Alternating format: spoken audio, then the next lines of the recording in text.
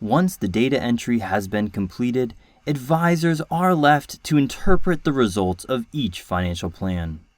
In today's training video, we'll focus on where advisors can see the results, how to interpret the specific data, and where to look to produce recommendations for each specific client's needs. First, advisors can open a financial plan that's been recently created. To access the results of our 1,000 Monte Carlo trials, visit the Retirement Analysis area. The Retirement Analysis area will display the current plan on the right, which shows the probability of success and the ending investable assets within the median Monte Carlo trial. In this case, 54% of the 1,000 Monte Carlo trials were successful in reaching the end of the planning horizon with assets left in the bank. Typically, RightCapital users will aim for an 80% probability as a successful outcome for your clients.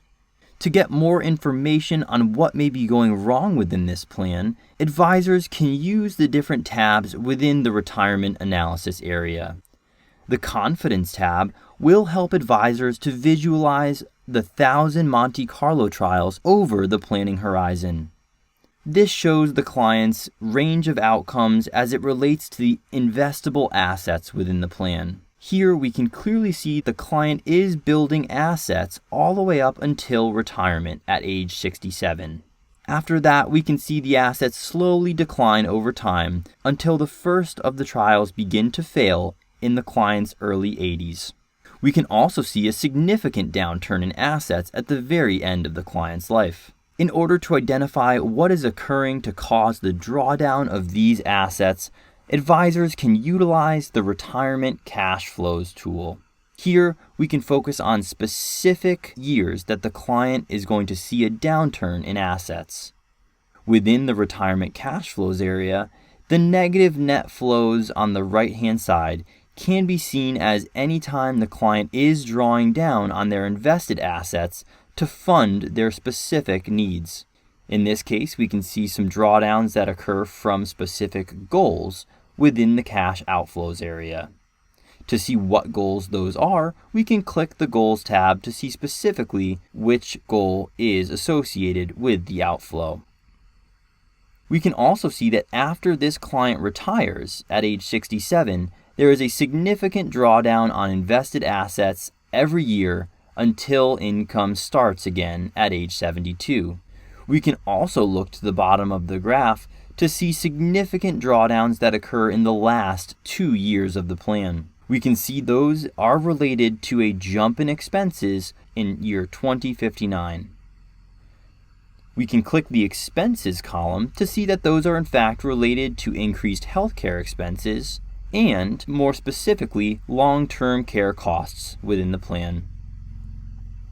In order to address these specific issues that we see, we can go back to the Retirement Analysis area and focus on what changes can be made to bring this client's probability of success to a more reasonable outcome.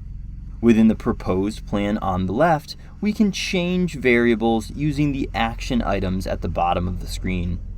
Whether that's reducing retirement monthly expenses or shifting Social Security to a different age to meet the client's income needs.